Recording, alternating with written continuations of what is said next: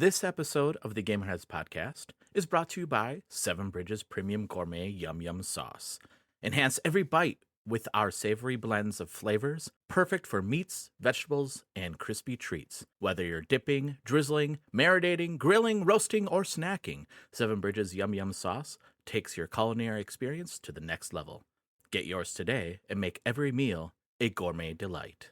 Hi, I'm Celia Schilling from Yacht Club Games. Hey, this is James from Megacat Studios. Hey folks, this is Matt, aka Stormageddon from Reignite and the Fun and Games Podcast. This is Stephanie from the Boss Rush Podcast and the Boss Rush Network. Hey, this is Mark and Keon from Bunte Avond. Hey, this is Sebastian with the ProNerdReport.com and the Single Player Experience Podcast. Hi, this is Chris.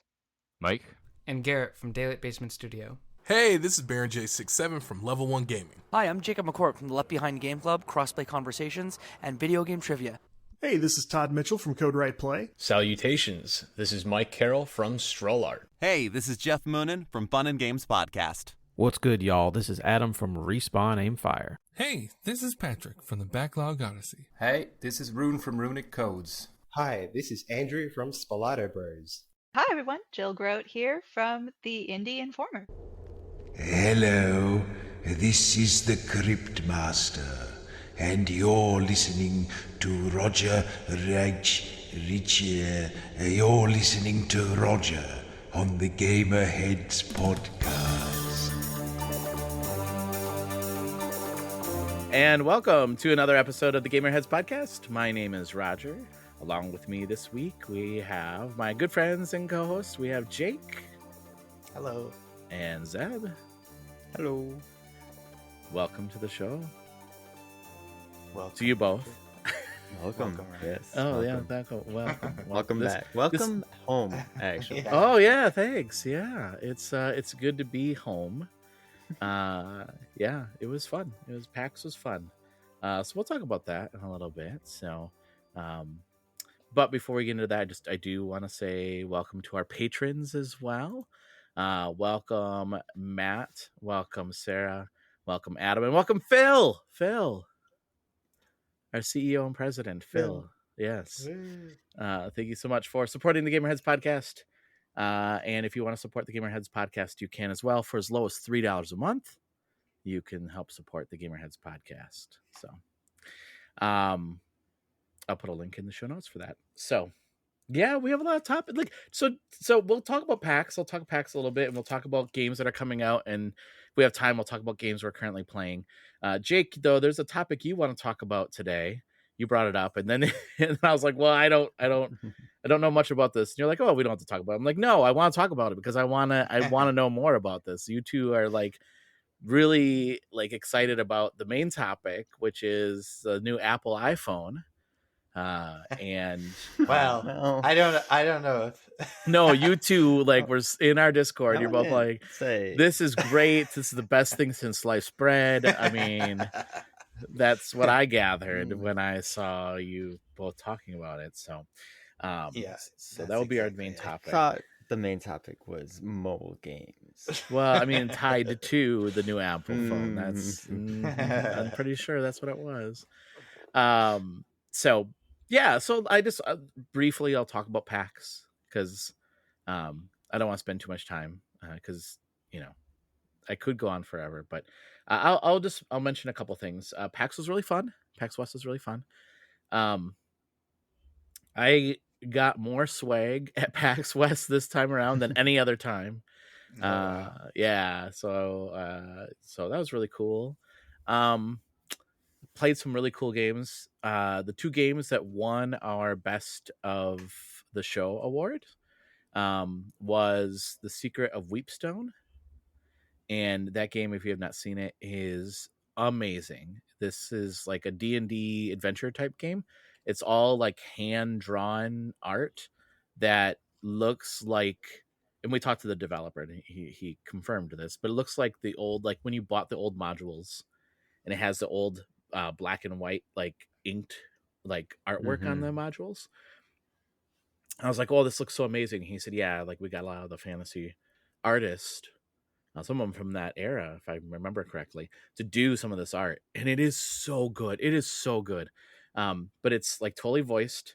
You like, I don't want to get into. People have to just check out this game. It's amazing. But you like select your party, and then you go into this keep, and like shit happens in this game. Like it's so good, and like it's rolling dice. It feels like you're playing D&D, and then you hit M. I was just like, oh, I just want to look at my map. Hit M, and it opened up the module. It was like opening up like the D&D module, and like looking at the book, and it had the map, and it was like all like graph paper, like drawn out. Like when I was a kid, that's how we used to do all the maps. It just harkened back to like my time of playing D&D.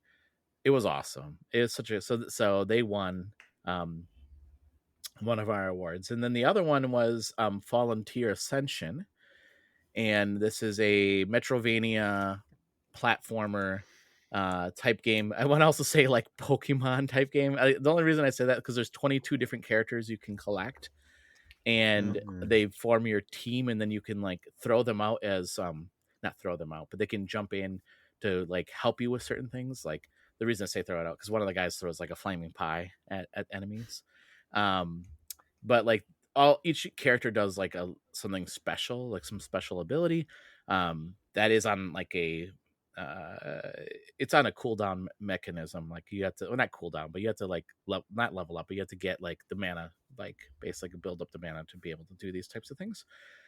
The artwork is phenomenal. It is like watching a cartoon. It is so good. It is so good. Ugh. And the game was really fun. And so they just had a boss rush like mode going on. So it was just like there was a little bit of platforming, but then you would just take on these bosses. And I died a lot. I died a lot, but it was really fun. So those are two games that won. But there's a lot of really fantastic games there, just like every year. I got to play some Final Fantasy Tactics, the remake. Nice. That was very cool. And I don't know if you both know this, but I'm a huge fan of Final Fantasy. What? No. Well, Final Fantasy, but also Final Fantasy Tactics. Yeah. That game is really, really good. One of the games I will shout out as well that I'm in the midst of reviewing is called Hell Clock. So if you've never played, or if you've played Hades, you will love Hell Clock. This game, I don't know why more people are not talking about it. This art is so good. Animation's fantastic. And the premise is it's a roguelike. You're diving down into hell, and you're given different like missions to go save certain people from hell. I want to say it's Brazilian like folklore, based on Brazilian folklore or / history. And there's a timer. So you only have 6 minutes for each dive. Now that it pauses when you take on bosses and stuff like that, and you can get more time when you beat a boss. But you're trying to get as far into hell as possible, into different levels, to accomplish your different things, right? And then you can unlock relics and different things you can upgrade your character with. It's so good, and it's voice acted. Yeah, it's so good. Couple of other things. I played Hades 2 on the Switch too. That was really good. I played Borderlands 4. Oh, did you play that on the Switch too? I played both on the Switch and on Xbox. Oh, okay, yeah. Do you like? I will say the Switch was a little rough. Yeah. It was very smooth on the Xbox, but it was really good. It was really, really fun. So actually, it was Trina, Amon, and I all played together. We played on the Xbox, and we fought they had like a boss battle, and that was really fun. That was a really good time. It just reminded me of why I love Borderlands so much, because it's just really, really fun. Yeah. And it's one of the best looter shooters out there. Like, it was fantastic. Yeah. I did not get the chance to play Silksong on the Switch though.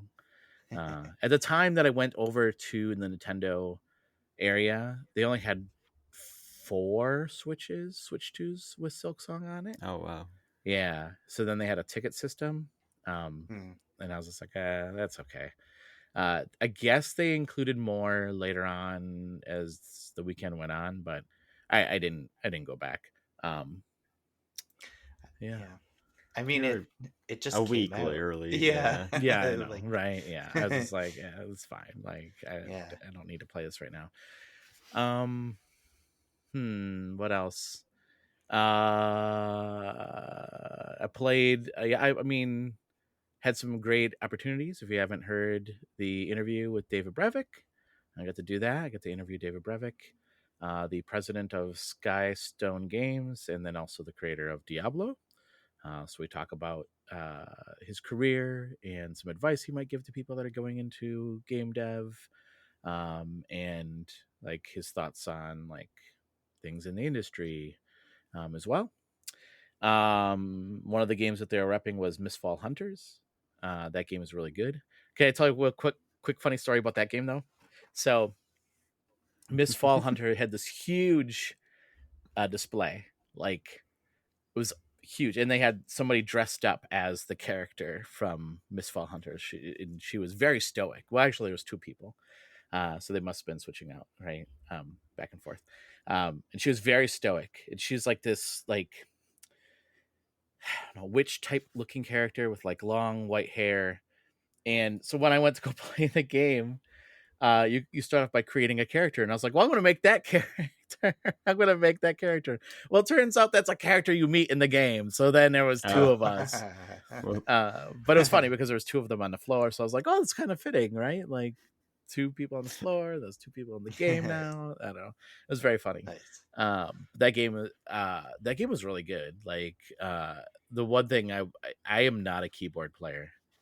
I'm a controller player. And so that was all on keyboard. That it showed that I'm not a keyboard player. I used to play a lot of keyboard games when I was younger, like, but they were like World of Warcraft games, right? Like, I don't know. It's just different. Sorry, what type of game is it? This one is they called it an extraction fantasy type game. It's like an extraction shooter, but like with fantasy. I don't know. I guess I felt more of just like. Well, the part that I played was, you are brought back to life and you have to like get out of this area before like this bad guy comes, and you just learn how to fight in the process of doing that. It's really beautiful. I'm looking forward to playing more of that. And they did say they're going to have controller support, so I'm very excited about that. So, yeah. There's a lot of games we play. Like you can go check out our site because I'm still writing a lot of our previews up. Go to Gamerheadspodcast.com to go check out all the information that we're covering. So yeah, it was a good time. Me and Zeb had a lot of FOMO. Yeah, I know. I wish you both were there because it was really fun. Yeah. It was a really good time. But I got to hang out with Aman. That was really fun. Yeah, that's cool. Yeah, we hung out quite a bit. We played a big group of us played Secret Hitler. I don't know if you ever played that or not. Oh yeah, cool. Yeah. So that was really, really fun. I didn't realize this, but you can rent games from PAX. Like, so at Seattle, it's a little bit different. There's a whole separate building for like the tabletop games. Wow. And then all the panels and everything are in a separate building too. And that building's open till midnight except for the last night, but every night it's open till midnight. And you can just go up there and I say rent, you just show them your ID and you can borrow a game. You don't have to pay for anything. So we played Secret Hitler. I think it was Saturday night. Yeah, Saturday night until about midnight. It was really fun. It was like a big group of us. I learned a lot about who I can and can't trust amongst our friends. So it was. Well, you can trust me. Oh man, Aman was like counting the cards. He was like, "Okay, so there's this many left," and it was very funny. That sounds like that sounds about it. Yeah. at one point, the power of the president was to they had the ability to eliminate somebody from the game, and he was eliminated because he was counting. Yeah, that's great. So, but that was a really fun game.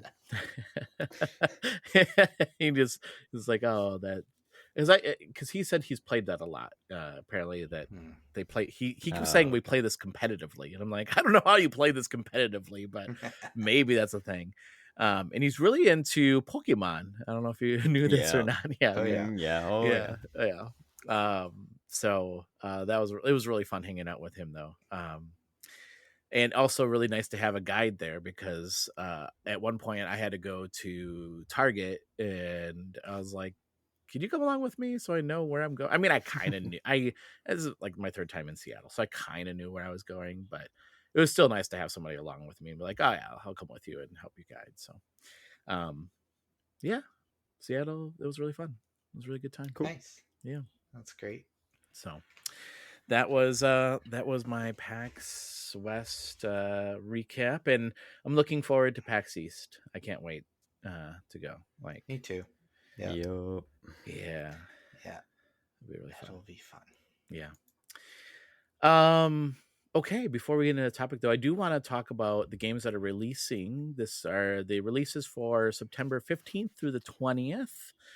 So I'll go through this list here and we can talk about any games that might interest either of you. So the first game on the list is Lego Voyagers. That's coming out for PlayStation 5, Xbox Series X and S, PlayStation 4, Switch, and PC on the 15th of September. Also on the 15th is The Little Witch in the Woods. That's coming out on Xbox Series X and S, Xbox One, PC on the 15th. No, I'm Not a Human. That is a game. I didn't just say that. That's coming out on PC on September the 15th. One game that I'm just playing my card here, I'm kind of excited about is Henry Halfhead. I don't know if either of you have seen anything about this game, but it looks really great. No. PlayStation 5, Switch, and PC on the 16th. Skate. It's coming out on early access on PlayStation 5, Xbox Series X and S, PlayStation 4, Xbox One, and PC on the 16th. Another game that I'm excited for is Creepy Redneck Dinosaur Mansion 3. The first two are fantastic. 3 is going to just blow it out of the water. That's coming out on Xbox Series X and S on September the 17th. Deep Rock Galactic Survivor is coming out on Xbox Series X and X and PC on the 17th. Lost Skies on PC on the 17th of September. Strange Antiquities coming out on Switch and PC on the 17th. Frostpunk 2 coming out on PlayStation 5, Xbox Series X and S on the 18th. I think that's out for PC already, but I think it's just coming to console now. It is. Okay. Puzzle Quest. Ooh, Puzzle Quest. I love Puzzle Quest. Immortal Edition. PlayStation 5, Xbox Series X and X, PlayStation 4, Xbox One, Switch, and PC on the 18th. Dying Light, The Beast, PlayStation 5, Xbox Series X and S, PlayStation 4, Xbox One, and PC on the 19th. Jump Space, that's coming out in early access on PC and Xbox Series X and S on the 19th. Ratatan, I think that's how you pronounce that, in early access on the 19th. Toa and the Guardians of the Sacred Tree on PlayStation 5, Xbox Series X and S, Switch, and PC on the 19th. And then Trails in the Sky, first chapter in PlayStation 5, Switch, and PC on the 19th. So what other game? It's already, by the time you hear this episode, I think it will have a release by now, or at least close. Borderlands 4, obviously. I think it came out today. Did that come out today? It says the 12th. The 12th. So it'll come out Friday. Yeah, we're recording on the 10th. Yeah, that makes sense. Yeah. So any of those games interest either of you? Like, yeah. Oh yeah. Yeah.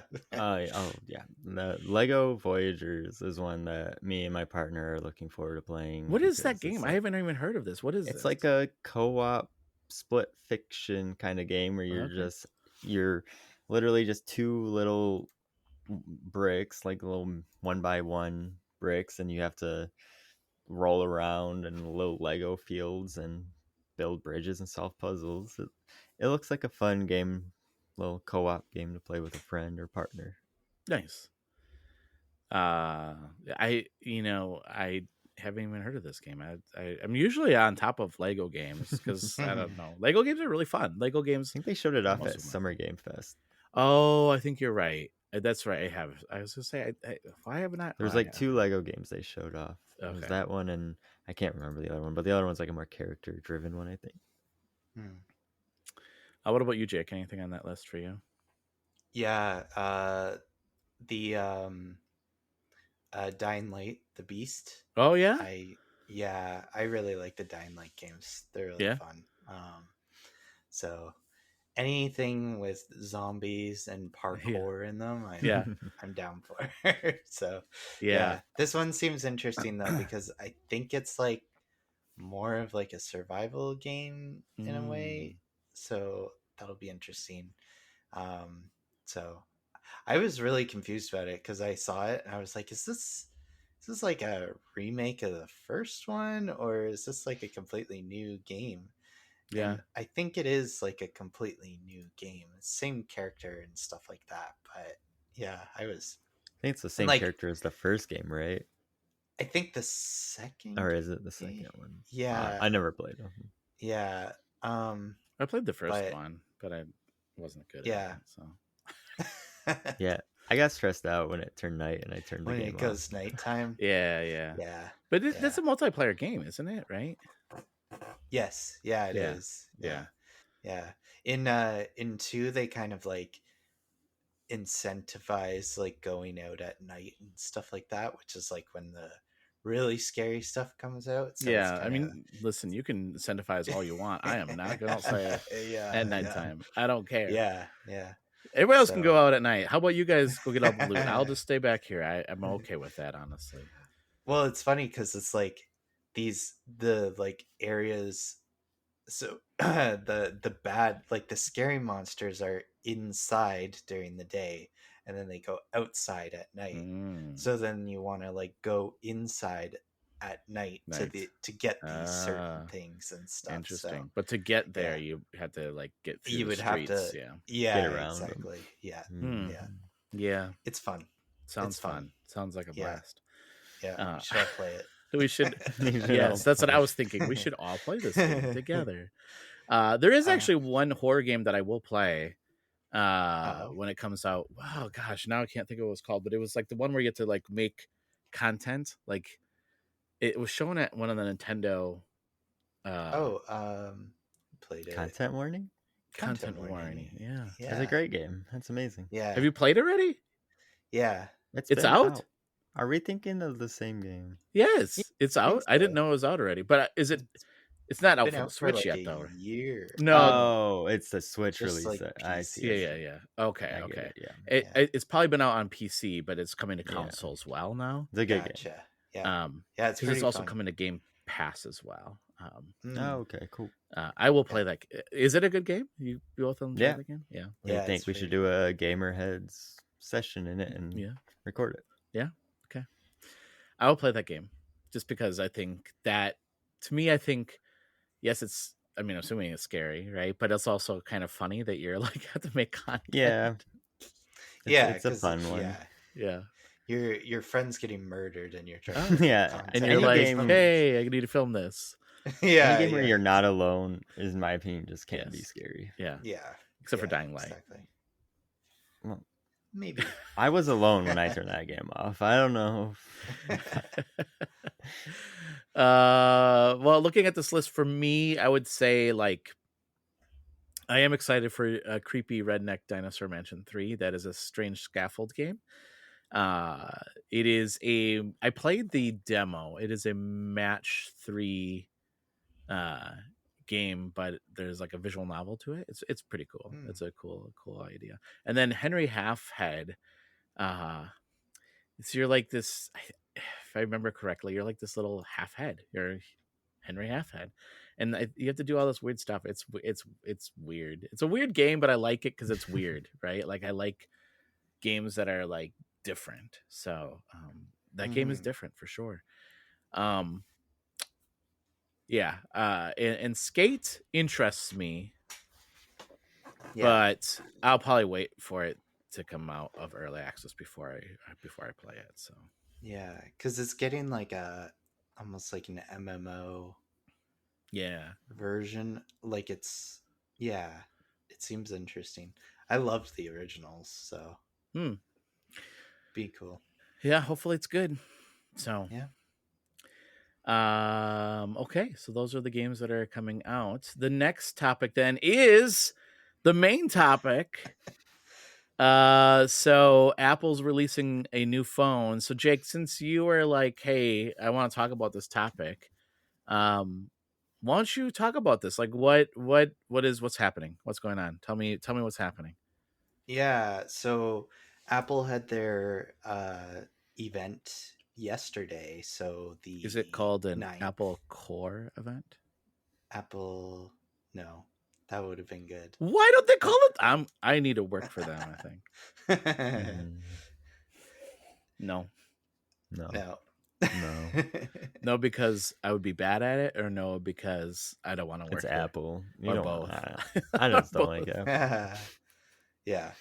So yeah, they had their event yesterday, and they showcased 3 new phones: the iPhone 17, the iPhone 17 Pro, and the iPhone Air. So is this new?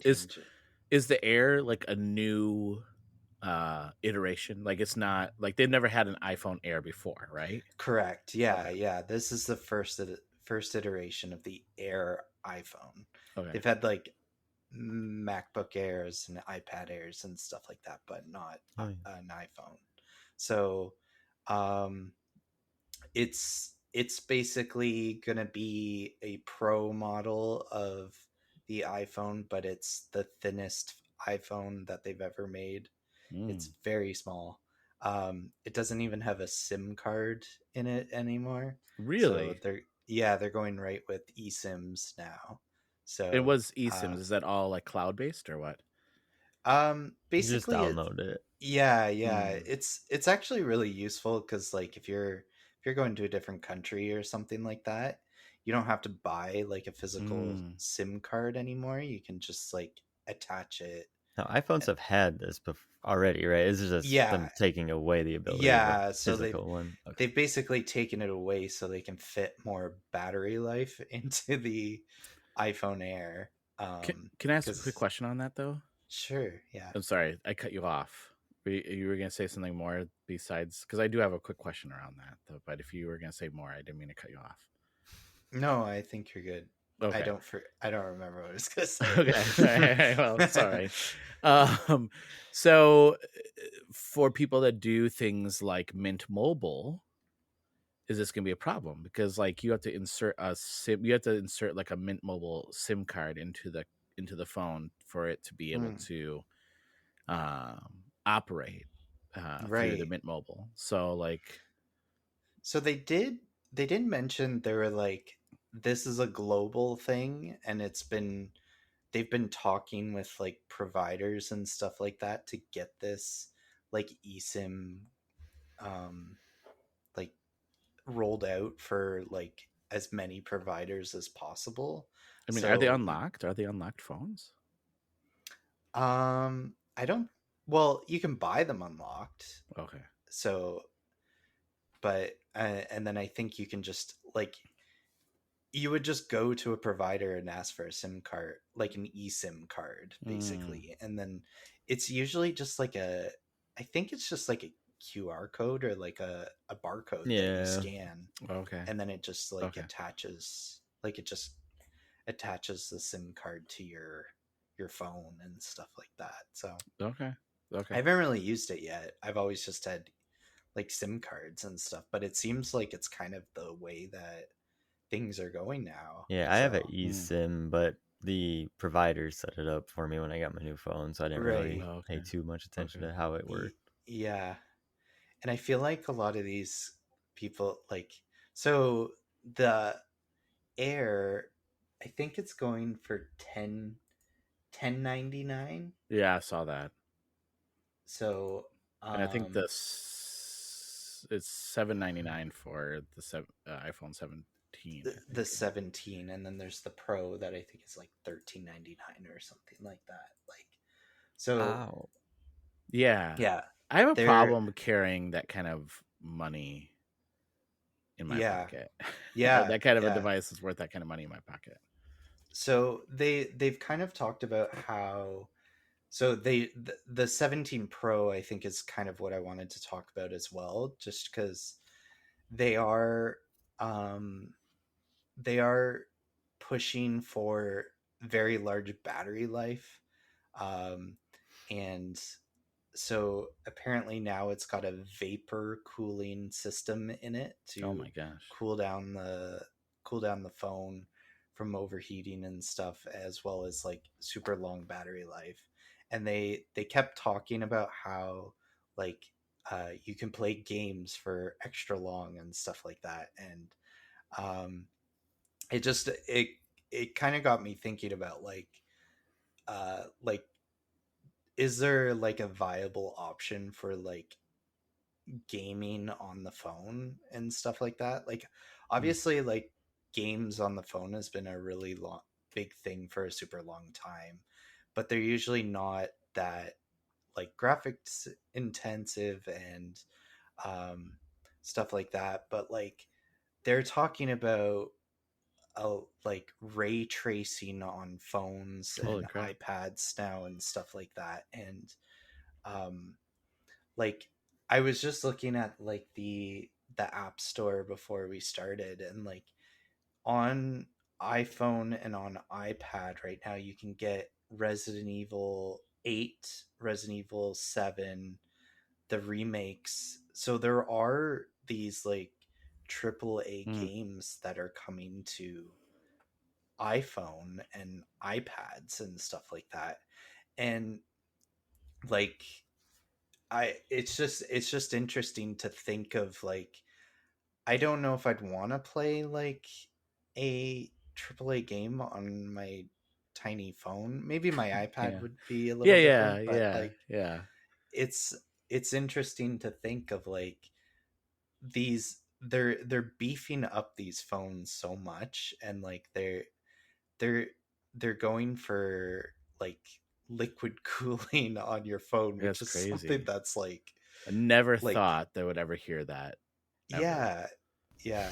And so like I don't know, I just was wondering if you guys had any thoughts about it and stuff like that. Like I know like there's lots of mobile gaming out there, and like I'm sure there's people out there that like we're kind of in a niche, well, not really a niche part of gaming, but like more of like the broad sense of gaming where we play on our consoles or we play on our computers and stuff like that. But I do think there is kind of this conversation to have about like gaming on your phone or gaming on your iPad and stuff like that, or like any sort of tablet, right? And like I think probably like Zeb, maybe you can speak for this, but like Android I assume is like kind of doing the same thing in a sense, you know? Yeah, I mean that's like I'm the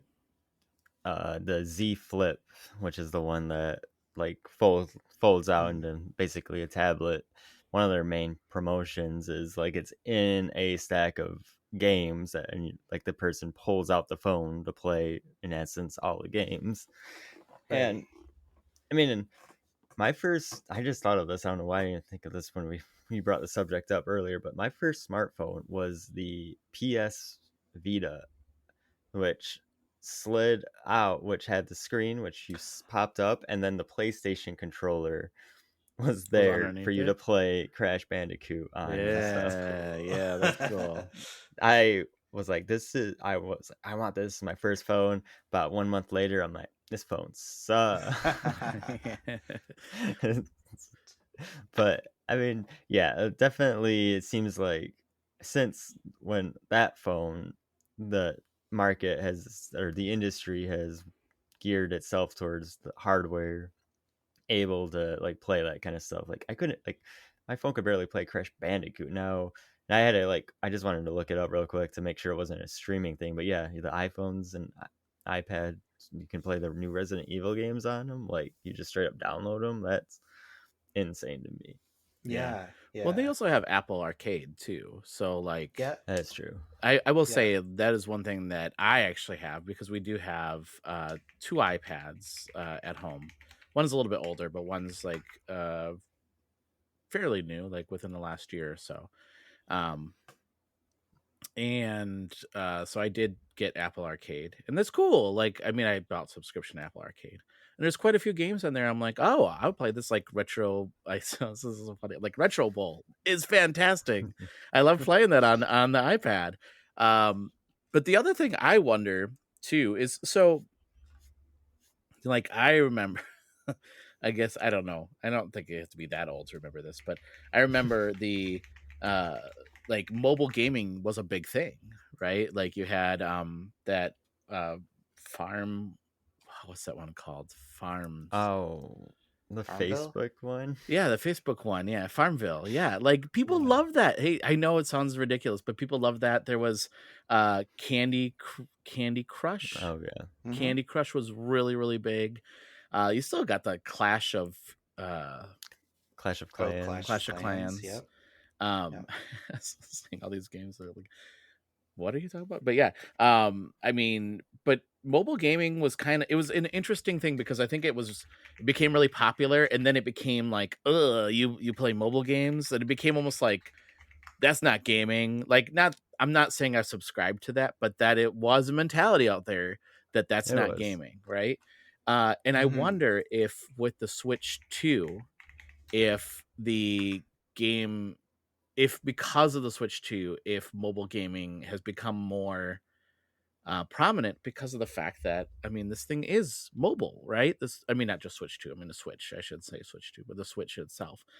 The thing is mobile, and now, I mean, more and more people are getting like backbones for their phones that they can play mobile games with too, right? And also Xbox.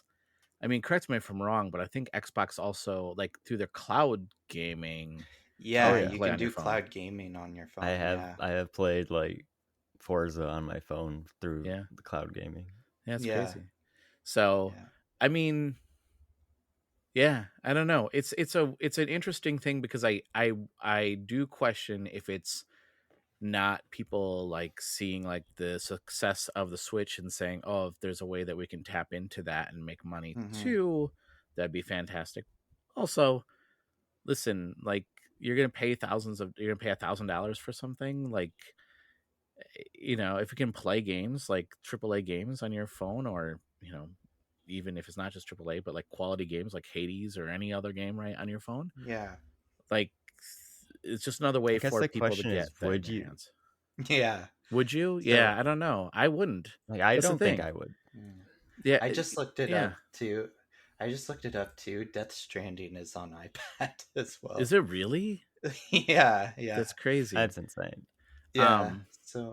I see. I don't think I would either. And that's, and you know, and there's plenty of times where I'm like, there has been plenty of times where I'm in an airport and I don't have my Switch with me, and I'm like, oh, well, I have, you know, Google Play.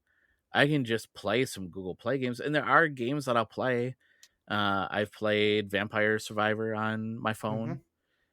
It wasn't a great experience. I didn't really like it very much because I didn't have a controller, one thing, right? But also, I just didn't like the touch controls for that. I played Reigns. I don't know if either of you ever played Reigns. It's just not a card game. It's kind of a card game, but it's more of like I don't want to say choose your own adventure, but like you're kind of like choosing your own adventure. Like the thing is presented to you, it's to pick which card you're going to go with.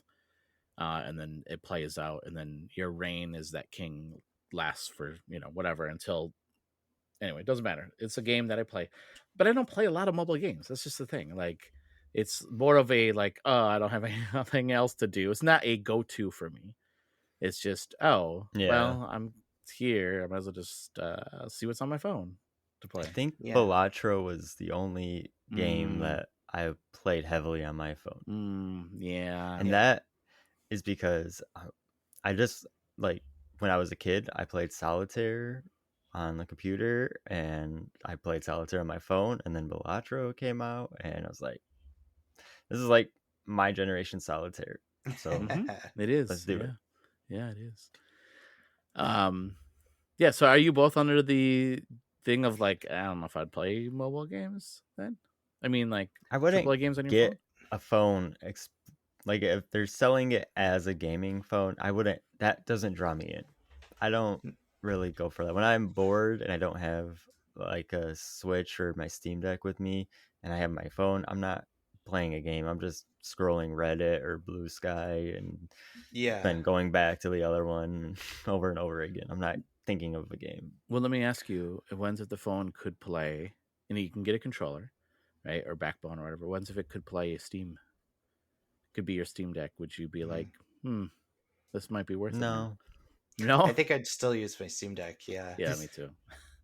I don't know, because my phone needs, like, I can run my Steam Deck battery out, and oh well, my Steam Deck's dead. If my phone dies because I got too into a game or something, well, you're trouble. I'm screwed. Yeah. I think that's my thing too. It's like, for me, the functionality of the phone is there to be a phone. Yeah. Maybe we're just old. maybe we are. Well, so there's also another part to this that I kind of want to talk about, is just the fact that wait, hold on. Mobile. You didn't put that in the notes. This was not. This was Well, another part of this. Uh-oh. That was not part of This is a gotcha moment. Oh, because okay. There we go. I'm talking Here we go, about gotcha games on the phone. Okay. It seems like when it comes to mobile games and stuff like that, a lot of them have some sort of microtransaction to them. Yeah. And are some predatory predatory behavior. Yeah. And I think that's what caused people to move away from mobile gaming, is because it's like, oh, this is just a gotcha moment. Like, yeah, it is, right? It was just like you run out of hearts, you can get more hearts if you pay money. Yeah. Right. Mm-hmm. Like, remember when you could just bought Doodle Jump, and you just could jump your little dude on your phone, and you didn't have to watch as long as like you wanted. No you didn't ads. have to watch an ad. Or ads. 30 seconds. Like, half the games, you don't even have the option to buy it. They make you watch the ads no matter what. It's like, oh my gosh. Yeah. So, I do know, like, some of those games, like, I used to play it was like a city builder, like a Sim City.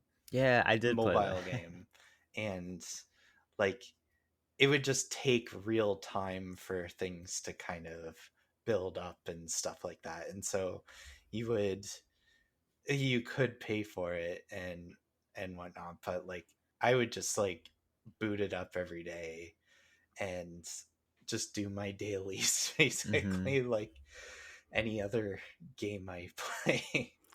Well, I mean, yeah. I mean, Pokemon Go, I played the hell out of that game when it first came out. But that, I guess, that's different. That literally needs a phone. Maybe if more games use that functionality of like the GPS and stuff, which I know like they tried that with like, well, there's like the Harry Potter one, The a Harry Monster Potter Hunter one. one. What was the one that was before Pokemon? The original one. That's right. I don't. Yeah. But then they all. I mean, I'm sure Pokemon Go is the only one that I think is still going strong. Yeah, there was a Monster Hunter one for a bit. But that's not going anymore? Harry Potter. I don't know. Because the Monster Hunter was like at PAX West last year. Like they were pushing it. It's quite new, yeah. I know the Harry Potter one died. Yeah, not too long ago. Yeah. And then there's like the Pokemon trading card game, like me and Zeb play. Yeah. I don't know if it's like even I guess it's a game. Like you can battle in it and stuff like that. I don't play it like a game. I just open my pack and then collect their packs. Yeah. So. They're just so weird because, like, again, like, I mean, there is something about opening up the packs in that game, which feels like you're really opening packs, but you don't own those cards. Like, if they shut that stuff down, it's gone. Like, it's weird. It's a weird. It's a weird thing. But that's also a paid gimmick to that game too. Yep. I mean, it can be, right? Yeah, and like like I was looking up too, like there's Call of Duty Mobile, and people play that religiously. Like it has its their own game. like community. Yeah. Same with like PUBG Mobile was like a big thing. Apex has one, or it did. I don't know if it still does. But yeah. Didn't you say Destiny has a mobile game or something? Yeah. That one's different compared to like Call of Duty though, in that it's like a whole separate entity in itself. It's not really like Bungie like gave permission to the developers for Rising to like use the product, like their imaging, but I don't think that's about all it is. And then it's like a whole completely separate storyline, and it's definitely geared for a different audience because it has a much bigger like gacha mechanic than we usually see around here. Isn't Warframe on mobile too? It is. Yeah, and then it's just coming to Android. That's right. Soon. Like very soon, I think. So yeah. I was also Genshin Impact is a really big one. Oh yeah. Which is like I was like kind of interested in that game just because it's like fantasy and stuff like that. But I'm like, I don't want to play this on my phone. Yeah. I want to play it on my Switch, basically. Yeah. And you can't play it on your Switch, right? Well, no, you can't.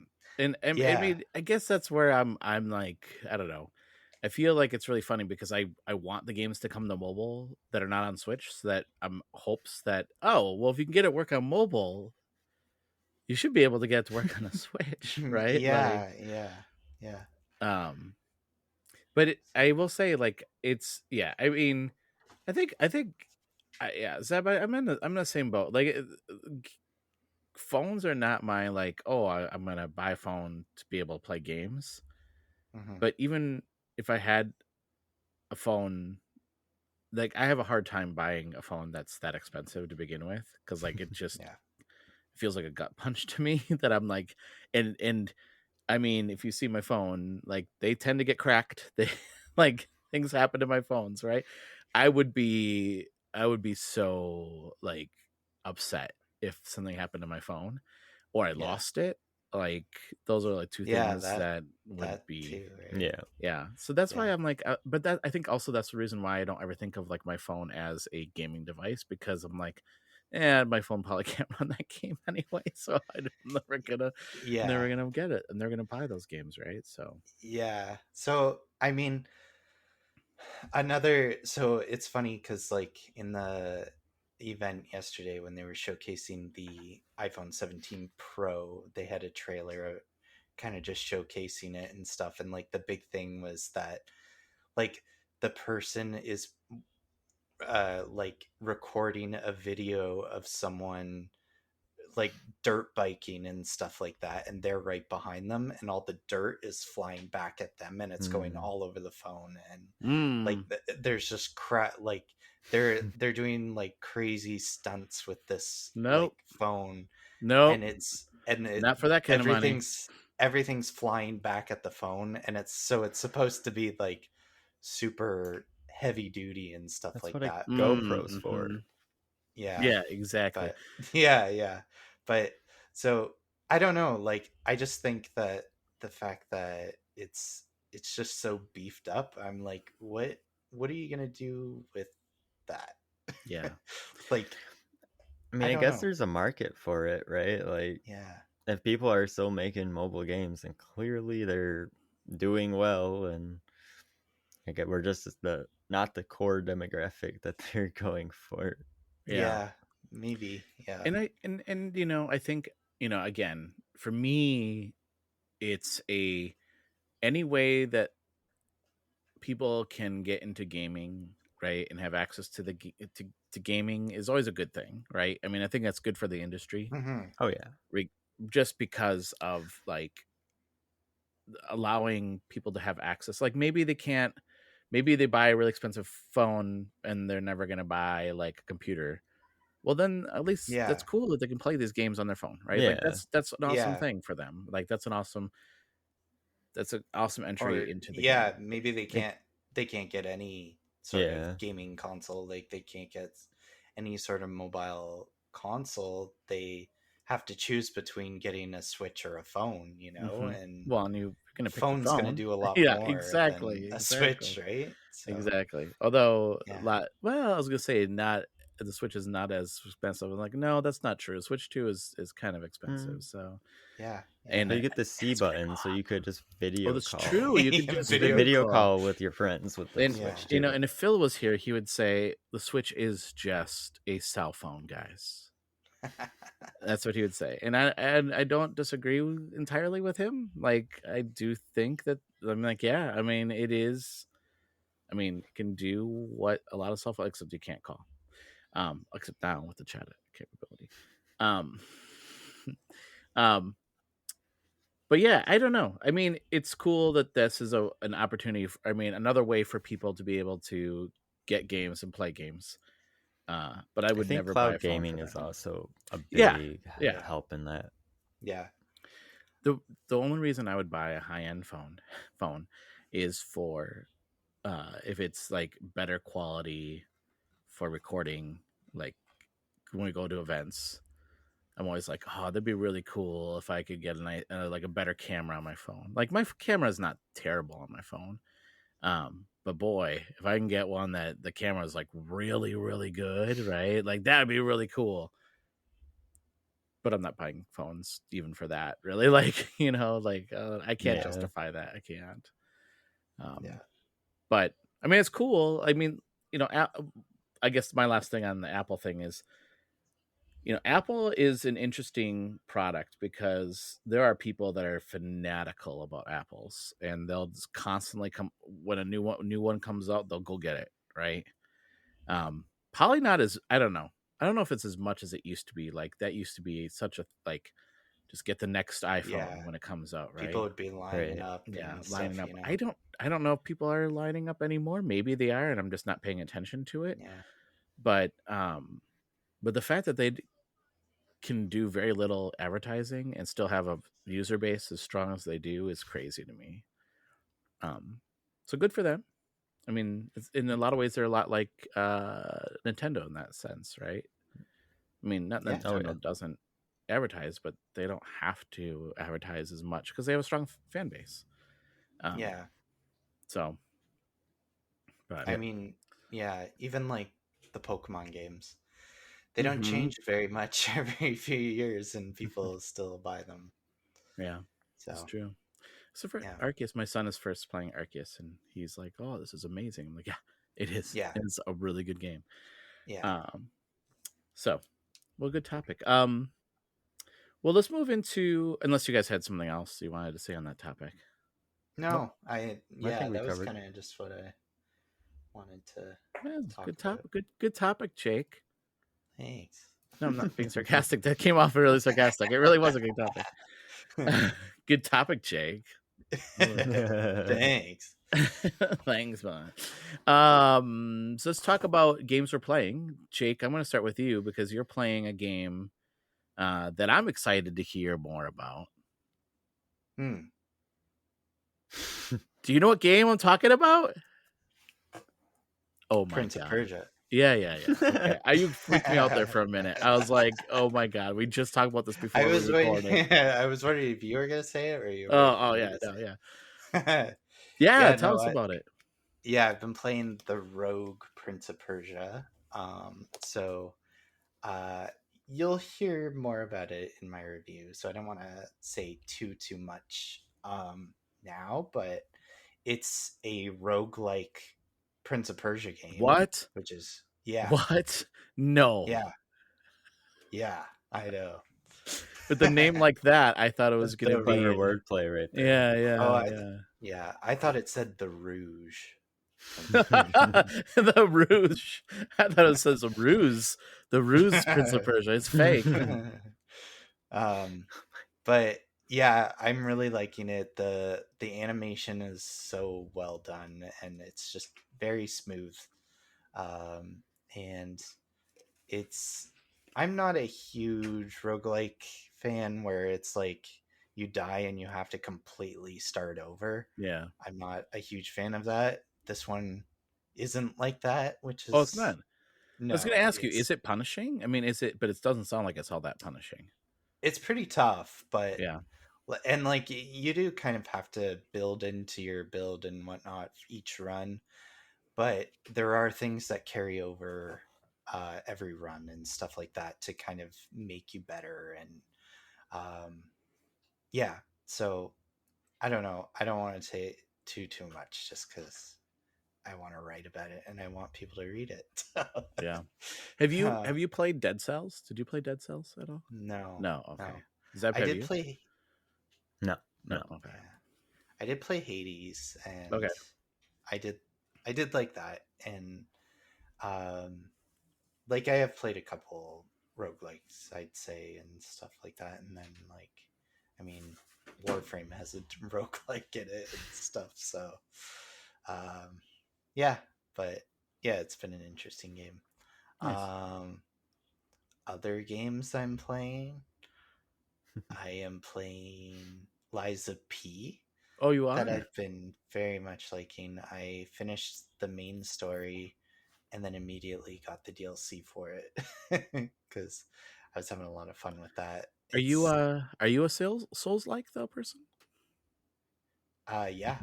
Oh, you are. Okay. I'm very much a Souls-like person. Okay. Yeah. So, are you an Elden Rings junkie or no? Oh yes. Yeah. Okay. I have more than 100 hours into Elden Ring. Oh, okay. I love that game. I have maybe like 3 hours now. It's fun. I'll have to say, that's what I think when I play that game. This is a lot of fun. I have to say I'm not very good at them. I am. Neither am I. That's why I have only 3 hours into it. Well, so the interesting thing is for Liza P, they added a difficulty setting for that game for the new DLC. So I've been playing on easy. it's been really fun. Listen, I would never tell anybody the way that you play the way you want to play. Yeah. Also, I'm still getting my butt kicked in easy. So like this game I've watched is freaking hard. Yeah. You watched him get his butt kicked? He's been streaming it in Discord a lot. Yeah. So but that game's really fun.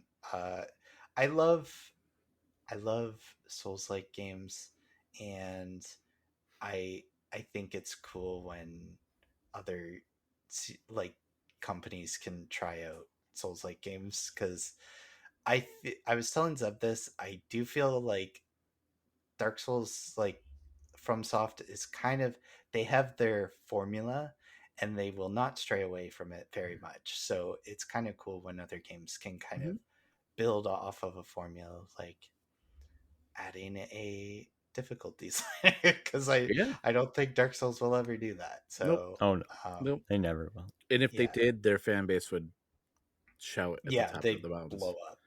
So which I understand. That's why they play those games, right? Like, again, so, and that's why I don't play those games. I mean, that's okay. That's all right. That's you know.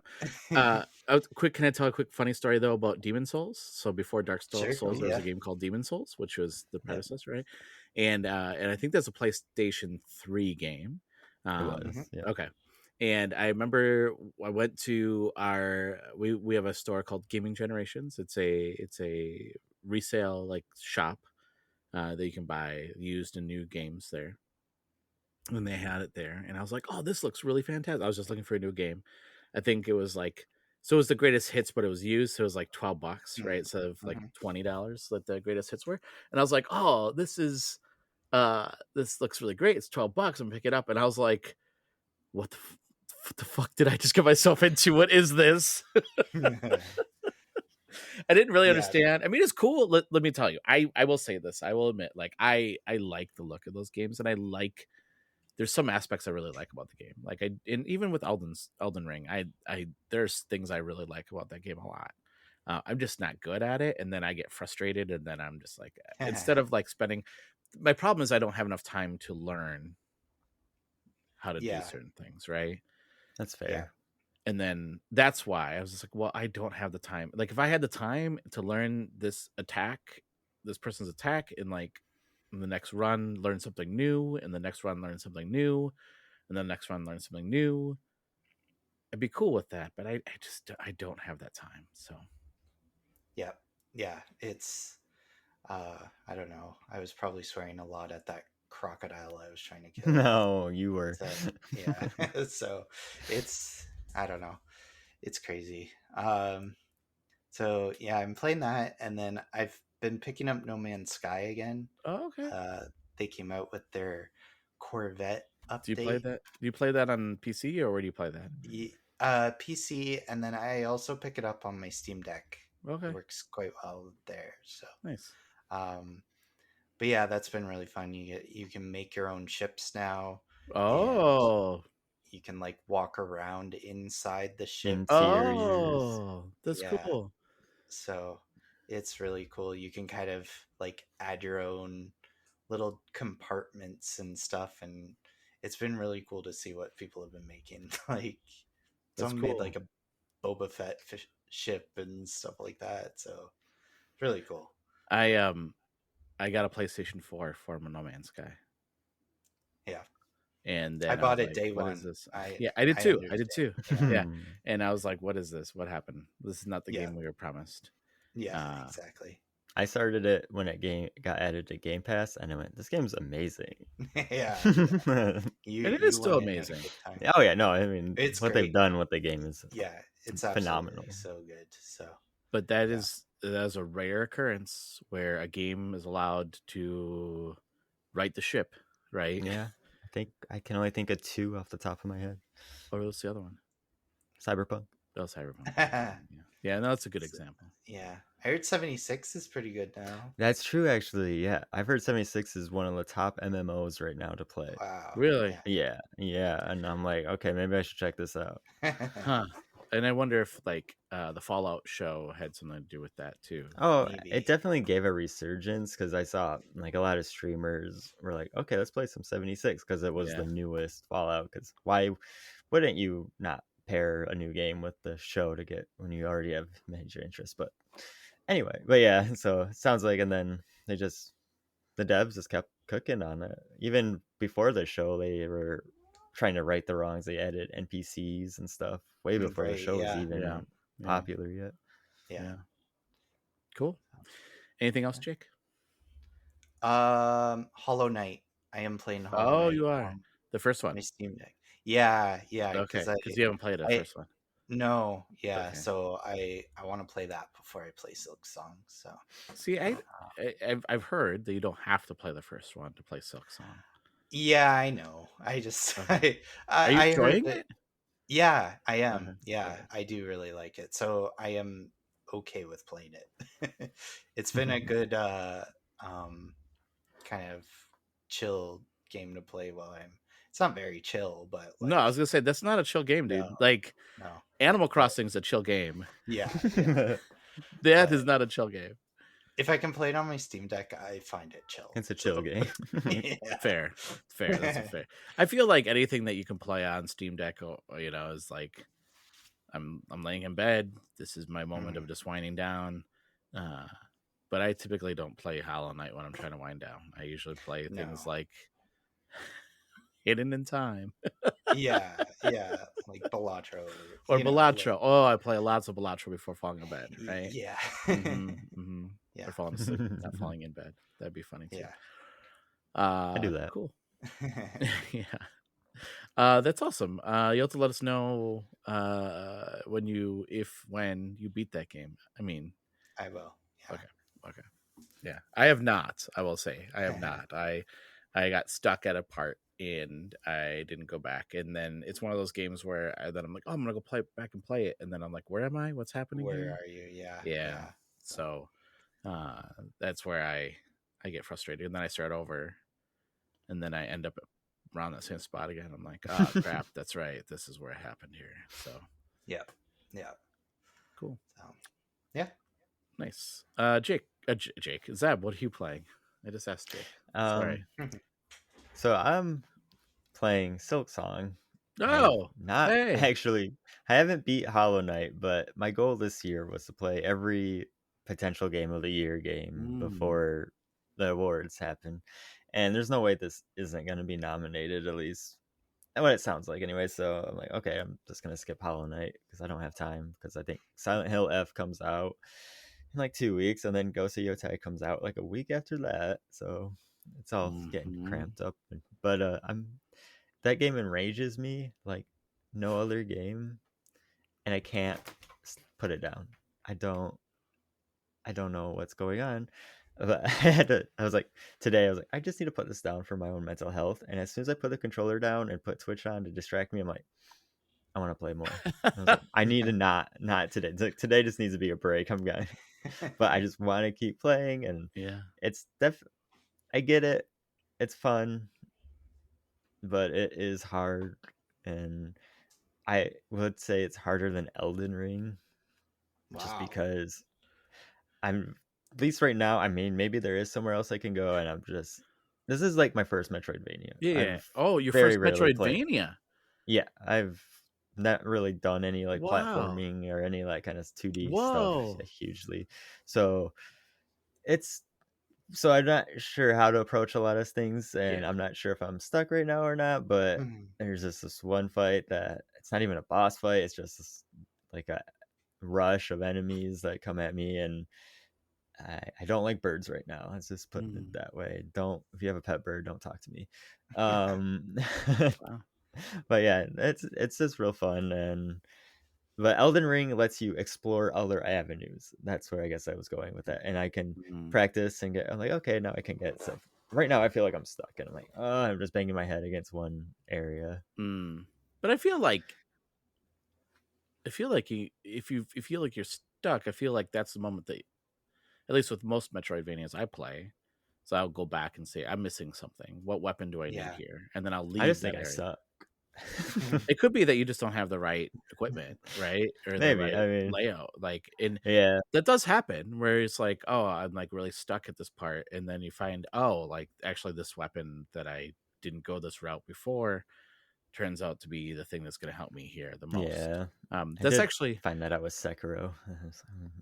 Yeah. Oh, that's like Fallen Tier Ascension was very much like that, where you collected those different characters, and it was like, oh, this boss turns out I needed this one character to beat this boss, and like that, like I could beat it without that ability, or without that character's ability. Not like it's not possible. It is possible. But then once I got that and used that, well, I shouldn't say I got it. I always had it. It's just the dev was like, try that ability. See what happens.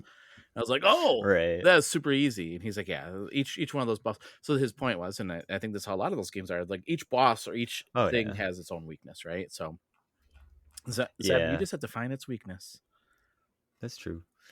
Remove it. So learn its moveset. Let's learn its moveset. See, I've learned the moveset, and I'm like, oh my god, when does this rush end? Like, stop coming. Like, there's so many ads just keep rushing me. And I'm like, I'm like, okay, this is the last one, right? Because like I think I died on this last one, so this has to be it, right? And then I kill him, and then more ads, and more come. Like, yeah.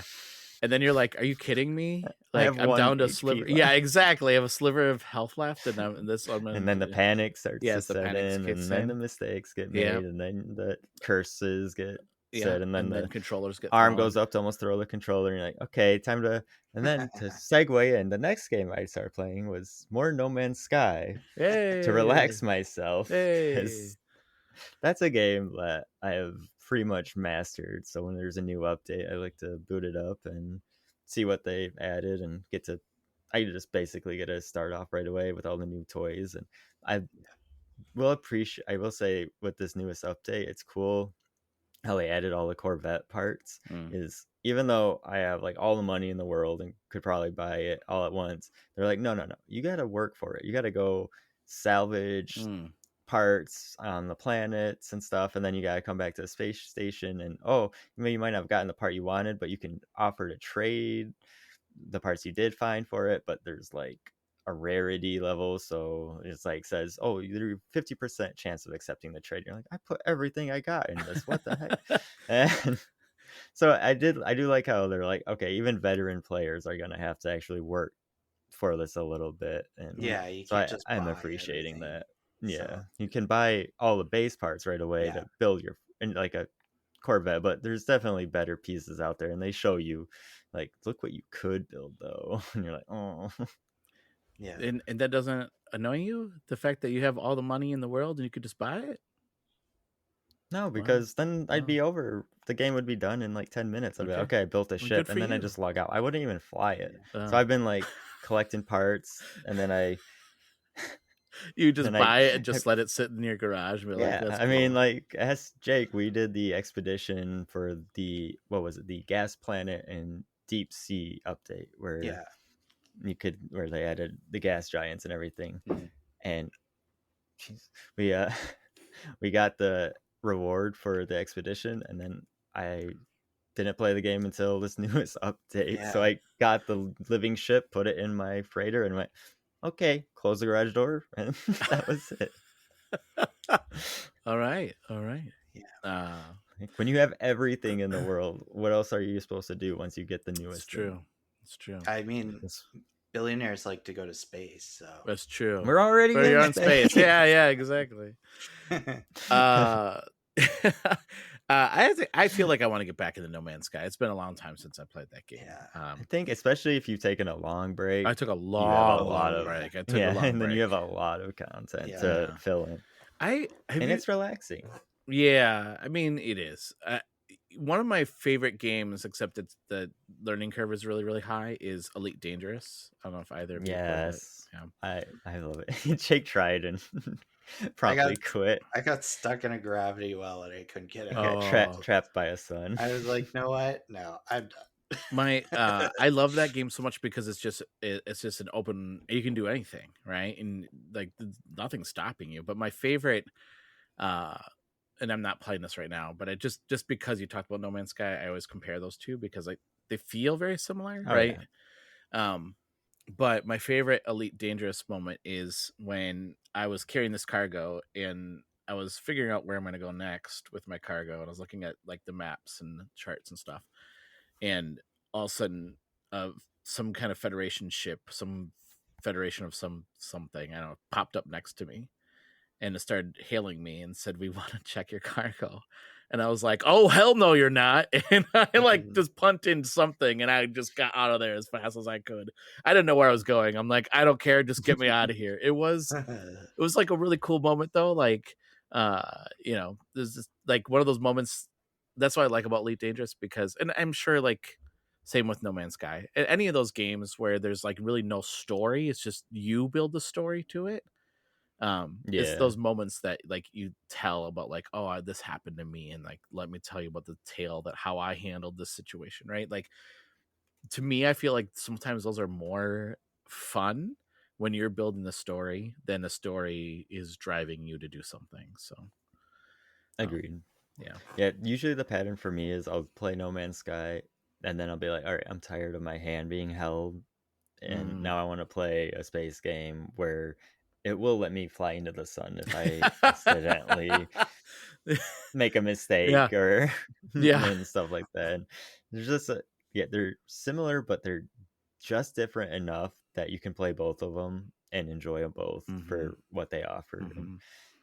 Elite Dangerous though is not, like you said, not forgiving. And if you try to land a ship and you're effing that up, gravity. They don't like that. They get really mad at you. I've paid a lot of fines for smashing into things that I shouldn't smash into. And I'm like, I'm just trying to land my ship, okay? Just leave me alone. That's a great game. Anything else, Seb? Anything else you're playing? Nah, that's it. For me, I am playing a game that released on the same day that Silksong released, and that is Dark Deity 2.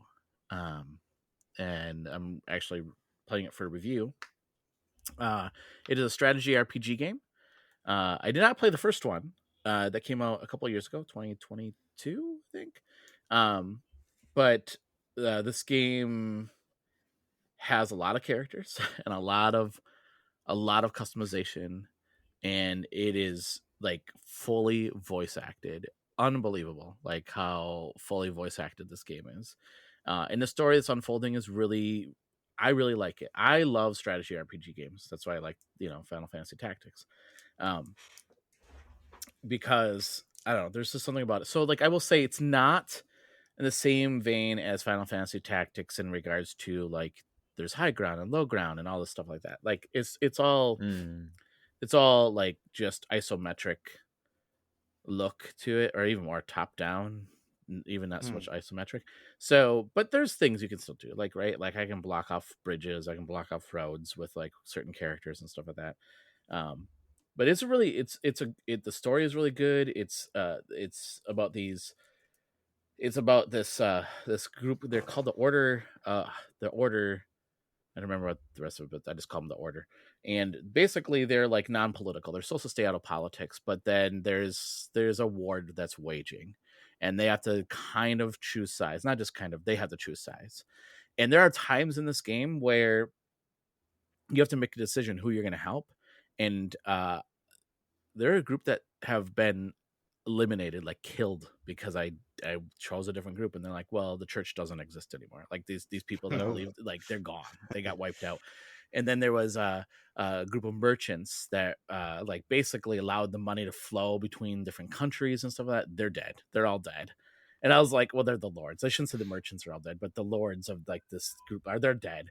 And I was like, I had to make a choice though. I didn't have I had to make a choice. So there's some real good consequences in this game, right? And your characters feel the weight of that, and it's really, really good. The one gripe I have is this is one of my favorite moments, is like I'm fighting this battle and we're getting surrounded. I mean, there's just a ton of enemies. It was, my characters knew going into this battle was going to be like, this is going to be a hard-earned battle if we go into this battle. Like, this is not going to be easy. And I have an NPC that's with me, so like they're allies. So I'm not controlling the NPCs. The computer controls the NPCs, and he's this powerful character. And I'm like, this is great. I'm glad he's with me. He just runs off and fights and gets himself killed. And I was like, what are you doing? Why did you do that? Why'd you stick with me? But he's like off, dies. I was like, okay, that sucks, but we can still manage this. We can still win this. And then this horn blows, and my character's like, oh my gosh, what's that? And it's another group of allies. I'm like, oh my god, thank goodness this group of soldiers showed up.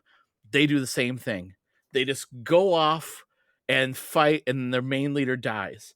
And I'm sitting here thinking, this, I'm gonna win this just by my own merit and my own grit. And I did. I won it because I was smarter. But it's just, to me, I think that was just really funny. Like, I'm like playing this and I'm like, has the NPCs never played a strategy game before? Like, you can't just send one character into a battle and expect to win. Like, that's not going to happen. You have to like be strategic. Send your, do range attacks first, then send your soldiers in, then do So I have this whole strategy, and the NPCs don't even care. The hard part is when those NPCs, if you one of the loss, you would lose the battle if that NPC dies. And that happened to me once, where that NPC just took off and ran and did its own thing and died, and I lost. So next time I played it, I'm like, I'm surrounding that NPC so it can't move. And it didn't. Anyway, it's really good. Dark Deity 2. Play on the Switch 2. Fantastic game. I talked about Hell Clock. I'm also playing that game as well. Game is so good. More people should be playing that game. A game that came out when we were at PAX. I played it at PAX, and now I also am playing it as well. Is called Rogue Labyrinth. So it's a roguelike game. Shocking with the name Rogue Labyrinth. And have either of you ever played Smash TV or know anything about Smash TV? No. Okay, so this is where I'm old, and you two are much younger than me. So Smash TV is a game where it's a top-down twin stick shooter where you're going to room. It's like running. It's like this TV show where like you are entered as a contestant into these murder rooms, and people pay money to see this, right? And then you win prizes. Stuff like that. Rogue Labyrinth takes some, whether they do or not, but it feels like they take some inspiration from that, because you have this this person that I think it's based on somebody that runs a car company, and they decided to have this TV show, and then depending on how well you do in each room, the patrons, the people that are watching the show, will give you money. It's really cool. It's a cool concept, right? So the way you do better is by doing combos and stuff like that. It's really good. It's a good game. So I'm in the middle of doing those runs as well. So really enjoying. I'm having a lot of fun gaming right now. I'm playing a lot of games, so it's a good time for gaming. Yeah. Same. Yep. So it's busy. Busy. Yeah. It seems like it's always this time of year. It's just like so much comes out. Yeah.